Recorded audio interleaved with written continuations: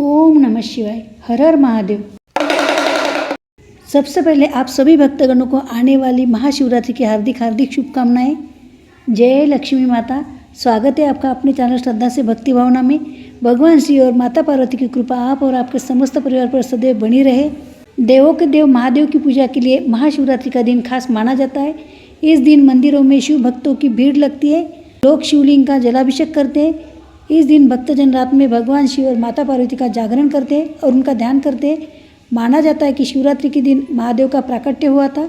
साथ ही इसी पावन तिथि पर देवों के देव महादेव और माता पार्वती का विवाह हुआ था। तो आज के इस वीडियो में मैं आपको महाशिवरात्रि के दिन घर पर भगवान शिव शंकर का सरल विधि से पूजन कैसे किया जाता है, इसकी विधि मैं आपको करके दिखाने वाली हूँ। वीडियो अत्यंत महत्वपूर्ण है, इसलिए अंत तक ज़रूर देखिएगा। देखिए, सबसे पहले तो हमें सारी सामग्री एक जगह पर इकट्ठा करनी है ताकि पूजा करते समय हमें बार बार उठना ना पड़े। सबसे पहले हमें एक चौकी लगानी होती है। हमें जिस जगह पे चौकी लगानी है उस जगह को अच्छी तरह से साफ कर ले। फिर एक चौकी लगाए और चौकी के ऊपर एक सफ़ेद रंग का या पीले रंग का वस्त्र बिछा दे। आप देख सकते हैं यहाँ पर मैंने सारी सामग्री इकट्ठा कर ली है। सबसे पहले हम सारी सामग्री और चौकी के ऊपर पुष्प की सहायता से पानी का छिटा लगा देते हैं। देखिए, यहाँ पर मैंने एक चौकी लगाई है। चौकी के ऊपर सफ़ेद वस्त्र बिछा दिया है और चौकी पर भगवान गणेश, माता पार्वती और भगवान शिव शंकर को विराजमान कर लिया है। अब हम खुद का भी आचमन कर लेते हैं। अपने दाहिने हाथ में आचमन पात्र से जल लेकर ओम केशवाय नमः, ओम नारायणाय नमः और ओम माधवाय नमः ऐसा 3 बार बोलना है और पानी पी लेना है। और फिर ओम गोविंदाय नमः बोलकर पानी छोड़ दे और अपने हाथ धो ले। यह शरीर, मन और आत्मा को शुद्ध करता है। बाद में फूलों का आसन देते हुए दीप स्थापित कर लेते हैं और दीप पूजन कर लेते हैं।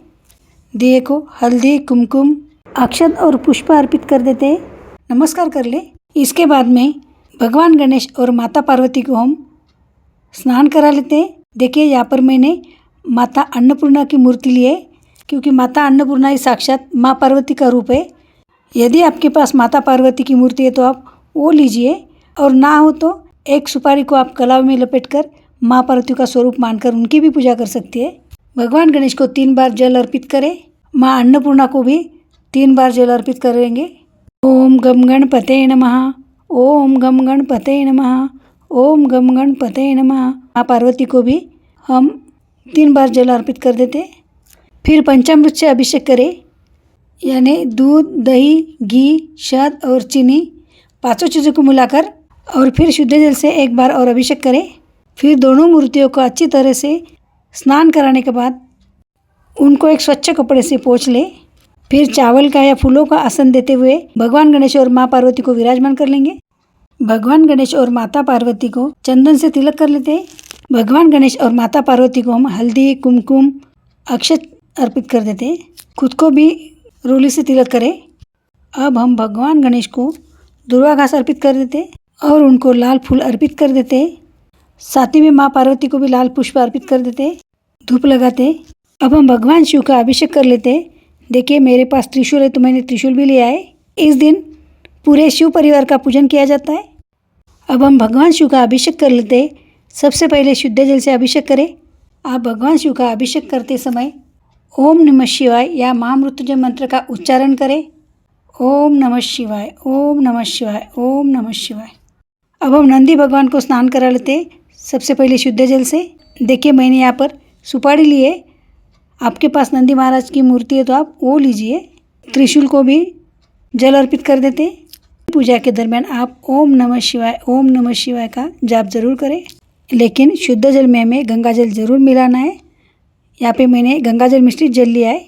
मेरे घर के मंदिर में जो शिवलिंग है वही लिया है मैंने। आप पार्थिव शिवलिंग या पारस शिवलिंग, आपके पास जो भी है आप वो ले सकते हैं। देखिए, यहाँ पर मैंने कच्चा दूध लिया है। आप चाहो तो पंचामृत भी ले सकते हैं। पहले दूध से अभिषेक करेंगे, दही से अभिषेक कर लेते, फिर घी, शहद और अंत में चीनी से अभिषेक कर लेते। मैंने यहाँ पर 5 चीज़ें अलग अलग लिए। अलग अलग चीज़ों को अभिषेक के विशेष फल भी होते, जैसे दूध से सुख, दही से स्वास्थ्य और शहद से यश की प्राप्ति होती है। ओम त्र्यंबकम यजामहेम सुगंधिम पुष्टिवर्धनम उर्वारुकमिव बंधनान् मृत्यो मोक्षे यमामृता। पहले शुद्ध जल अर्पित किया, फिर दूध, फिर दही, घी, शहद और चीनी से अभिषेक किया। अब हम शुद्ध जल से स्नान करा लेते हैं।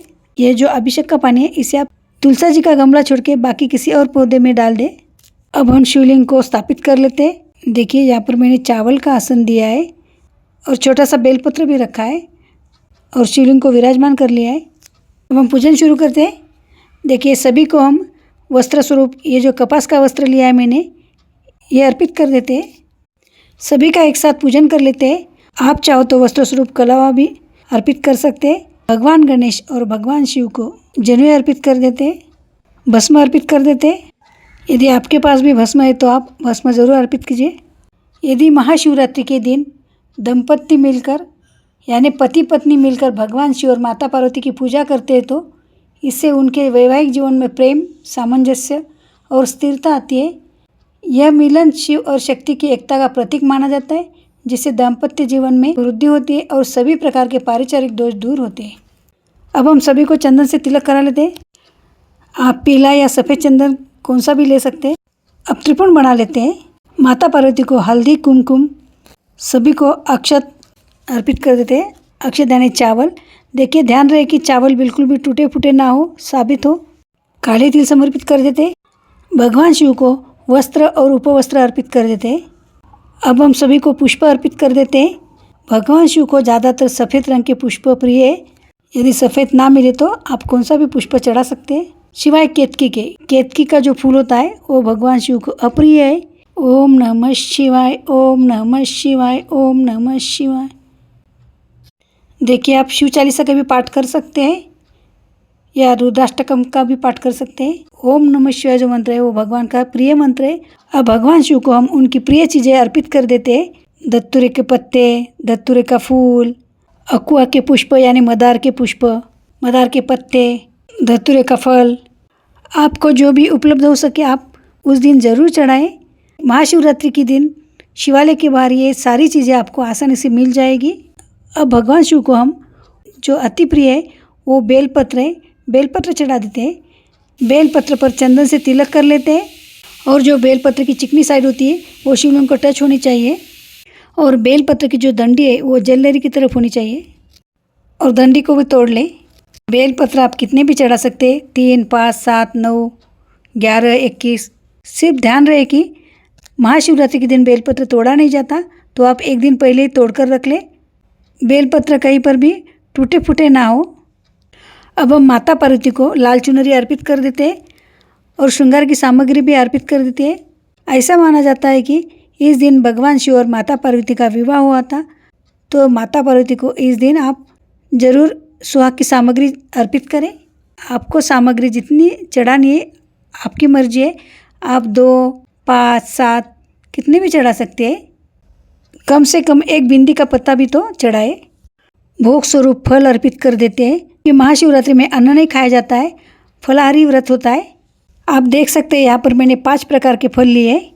महाशिवरात्रि के दिन बेर का भोग जरूर लगाए और ना मिले तो आप कम से कम कोई भी एक ऋतु फल अर्पित कीजिए। यहाँ पर मुझे बेल का भी फल मिला है तो मैंने बेल का फल भी अर्पित कर दिया है। आपको भी यदि इजीली मिलता है तो आप भी ज़रूर अर्पित करें। अब हम लड्डू का भोग लगाते हैं। देखिए यहाँ पर मैंने जो राजगिरा का लड्डू होता है वो लिया है मैंने। आप कोई भी दूध से बनी मिठाई भी ले सकते हैं। मुख शुद्धि के लिए पान के पत्ते के ऊपर लौंग इलायची रख देते हैं और भगवान शिव को जल समर्पित कर देते हैं। इस दिन माता पार्वती का विवाह हुआ था तो माता पार्वती को हम हल्दी कुमकुम भी अर्पित कर देते हैं। अब हम भगवान शिव और माता पार्वती का गठबंधन कर लेते हैं यानी गठजोड़ा। इसके लिए एक नया मौली यानी कलावा लें या आप लाल रेशमी कपड़ा भी ले सकते हैं और भगवान शिव के कंधे से लेकर माता पार्वती के कंधे तक या प्रतिमा हो तो आपस में जोड़ते हुए 7 या 11 बार मौली लपेटें। इस दौरान आप ओम उमा महेश्वराभ्याय नमः इस मंत्र का जाप करें। कुंवारी कन्या शीघ्र विवाह के लिए गठबंधन कर सकती है और विवाहित महिलाएं अपने सुखी वैवाहिक जीवन के लिए गठबंधन करती है। 7 या 11 बार मौली को लपेटने के बाद उसे वहीं रख दे और नमस्कार कर ले और अंत में यथाशक्ति दर्शना रख दे। देखिए दक्षिणा जो है हमारे पूजा में जो भी कमी आए उसे पूरा करती है। अब हम नारियल कलावे में लपेटकर शिवलिंग और माता पार्वती के पास रख देते हैं। शिव पुराण के अनुसार भगवान शिव को नारियल अर्पित करते समय उसे फोड़ना नहीं चाहिए, पूर्ण नारियल ही चढ़ाया जाता है क्योंकि वे पूर्णता के प्रतीक है। चढ़ाए गए नारियल को आप प्रसाद के रूप में ग्रहण कर सकते हैं। पूजा करते समय आपको इस बात का ध्यान रखना है कि शिवलिंग पर कुमकुम, हल्दी या सिंदूर न लगाए, केवल चंदन का ही प्रयोग करें। यदि आपके पास रुद्राक्ष है या रुद्राक्ष की माला है तो वो भी आप इस दिन पूजा में ज़रूर रखें। देखिए यहाँ पर मैंने माला ली है, धूप लगाते, डमरू भी रख देते हैं।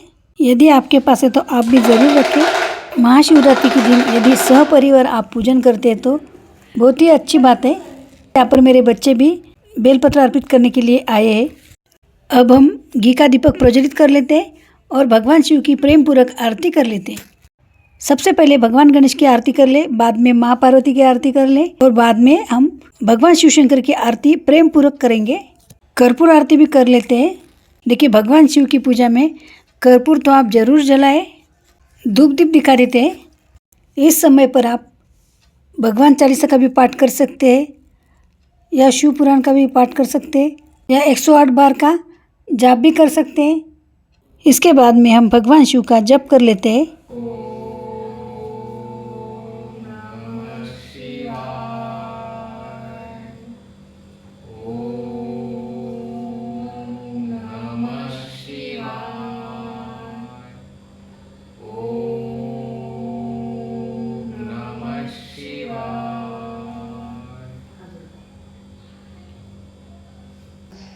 पूजा के अंत में शिवलिंग के सामने हाथ जोड़कर अपनी आंखें बंद करें और मानसिक रूप से कहें, हे देवादिदेव महादेव, मेरे घर में सदा सुख शांति और समृद्धि बनाए रखें, सभी नकारात्मक शक्तियों का नाश करें और क्षमा अर्चना करें। जाने अनजाने में हुई किसी भी गलती के लिए हमें क्षमा करें और अंत में अपने पति से आशीर्वाद लें। तो आज की ये पूजा की सरल विधि आपको कैसी लगी ये मुझे कमेंट करके ज़रूर बताएं और वीडियो पसंद आए तो वीडियो को लाइक किया कीजिए, चैनल को सब्सक्राइब कीजिए और ज़्यादा से ज़्यादा भक्तगणों तक इसे शेयर कीजिए। और भगवान शिव के सच्चे भक्तों तो कमेंट में हर हर महादेव का जयकारा ज़रूर लगा दें। तो मिलते हैं ऐसे एक और वीडियो के साथ। धन्यवाद। ओम नमः शिवाय। हर हर महादेव।